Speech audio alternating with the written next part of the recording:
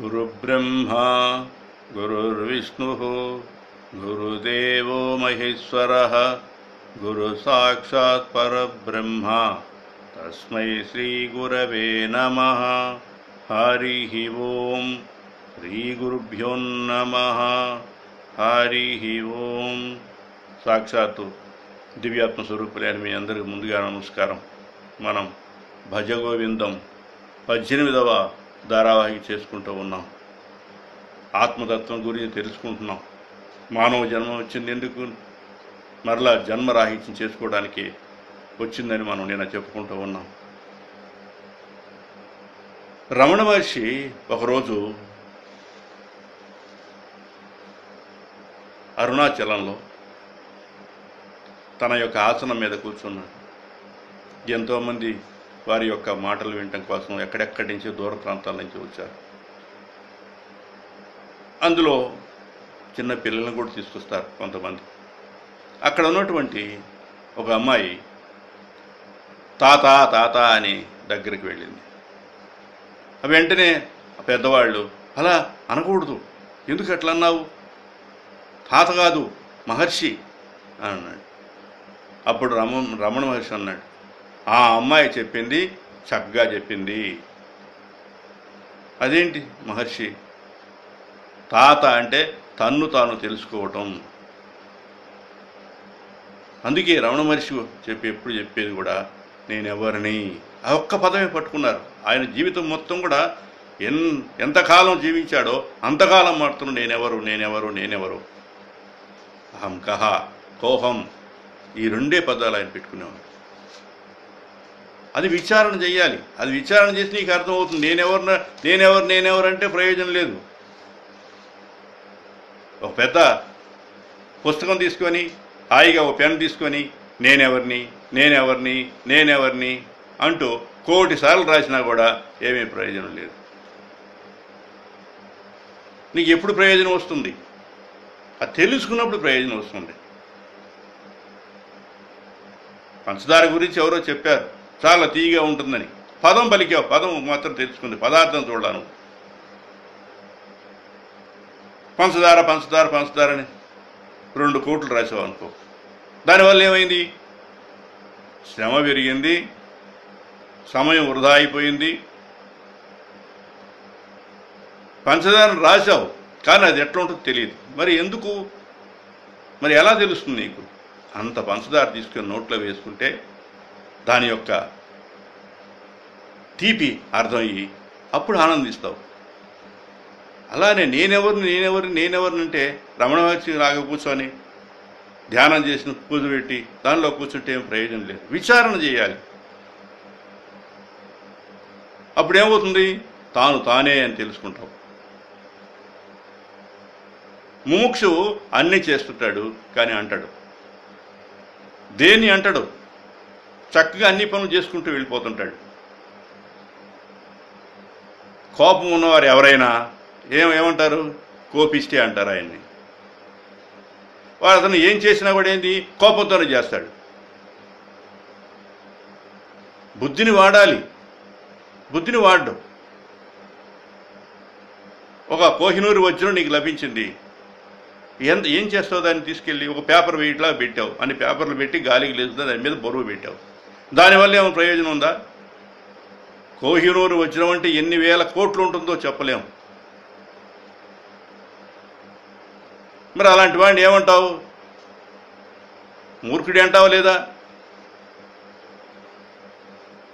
ఆత్మజ్ఞాని తప్ప మిగతా ఏ పని చేసినా కూడా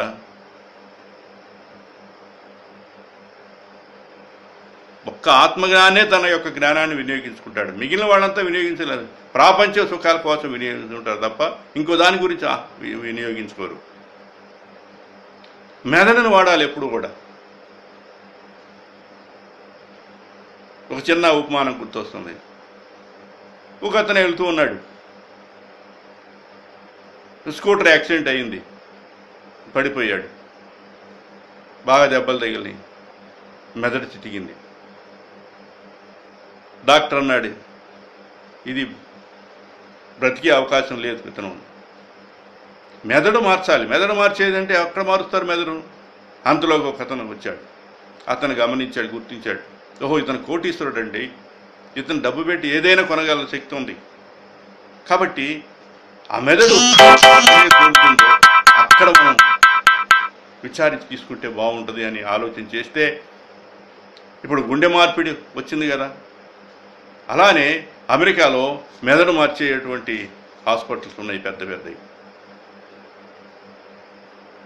కష్టపడి అక్కడికి వెళ్ళారు అందరూ కూడా. ఓ పెద్ద హాలు, అంటే మనకు షాపులో ఏ విధంగా వస్తువులు ఉంటాయో అదేవిధంగా మెదడులు కూడా అన్నీ కూడా అమ్మకానికి పెట్టేసి ఉన్నటువంటి మెదడులన్నీ కూడా చాలా ఉన్నాయి మొత్తం కూడా. మొదటిగా తీసుకెళ్లారు. ఈ మెదడు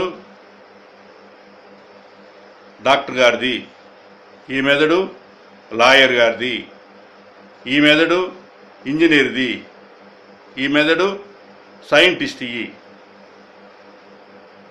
ఎంత రేట్ అండి ఇవి? ఇవి అన్నీ కూడా ఒక్కొక్కటి 50,000 రూపాయలు మాత్రమే. ఇంజనీర్దండి, ఇంజనీర్ది కొంచెం 60,000. ఇట్లా ఆ మెదడు రేట్లు చెప్పారు.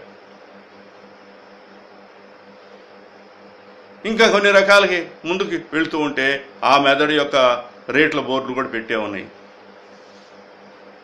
తిరిగారు తిరిగారు తిరిగారు, అన్ని బ్రెయిన్లు కూడా చూశారు. ఇంకొంచెం ముందుకెళ్తే ఒక గదిలో ఐన్స్టీన్ మెదడు ఉంది. మరి దాని ధర ఎంత అండి అన్నాడు. అది ₹1,00,000 అన్నారు. మిగన చిట్ట చివరి గది ఒకటి ఉంది. ఆ గది దగ్గరికి వెళ్ళారు. అది తలుపు వేసి ఉంది, తలుపు తీల. ఆ తలుపు తీయండి అన్నారు. మీరు కొనలేరండి ఆ మెదడుని అన్నారు.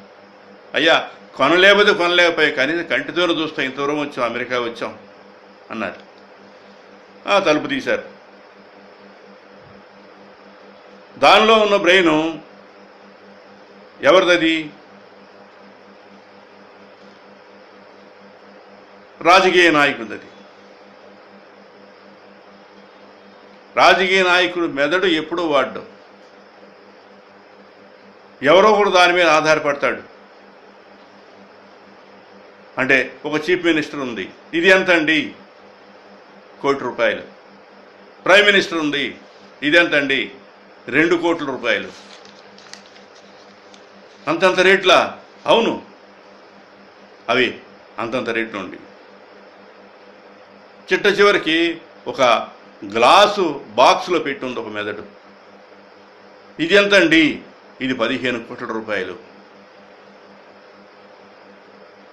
అప్పుడు అనుకున్నారు, అతను ఎంత మేధావో అందువల్ల అంత రేట్లు అన్నాడు. అది మేధావి కాదు నాయనా, మెదడుని ఎప్పుడు వాడలు అతను. ఐన్స్టీన్ వాడినందువల్ల ₹1,00,000, ఒక డాక్టర్ ఇంజనీర్ వాడినందుకు ఒక ₹50,000, ఒక ముఖ్యమంత్రి వాడినందువల్ల మనం ₹1,00,00,000, ప్రధానమంత్రి ₹2,00,00,000. ఇవి వాడారు వీళ్ళందరూ కూడా, అందువల్ల దానికి అంత రేటు ఉంది. ఏ రోజు వాళ్ళ ఇతను అరిగిపోద్ది కరిగిపోద్ది ఏ రోజు వాళ్ళ, అందువల్ల దీని రేటు అంతా అన్నాడు. చూడండి, మెదడును వాడాలి. మెదడును వాడకపోతే ప్రయోజనం ఉంది? ఎప్పుడూ కూడా మెదడు వాడితే ఏమవుతుంది? మన యొక్క సందేహాలు అన్నీ పటాపంచలు అయిపోతాయి. శంకరులు మనకి దయతో, మన మీద ప్రేమతో వృద్ధుడిని వంక పట్టుకొని మనకు చెప్తున్నాడు తప్ప వృద్ధుడికి కాదు. మీ జీవితం గుట్టి నాశనం అయిపోతుంది, బంధాలతో చిక్కుకుంటున్నారు, బంధం నుంచి విడిపడండి అని చెప్తున్నాడు. అందువల్ల మనందరం కూడా ఇది చాలా శ్రద్ధగా వింటే ఎవరి గురించో కాదు, నా గురించేది. అసలు ఇంకా మనం గ్రంథంలోకి దిగలా. ఎందుకని? ముందు సాధన కావాలి. సాధన అయిన తర్వాతనే సాధ్య వస్తువు దొరుకుతుంది. దివ్యాత్మ స్వరూపులారా, ఆ సాధ్యవత్తేదో సాధించుకునే ప్రయత్నం చేద్దామని తెలియజేస్తూ సెలవు తీసుకుంటున్నాను. హరి ఓం తత్సత్.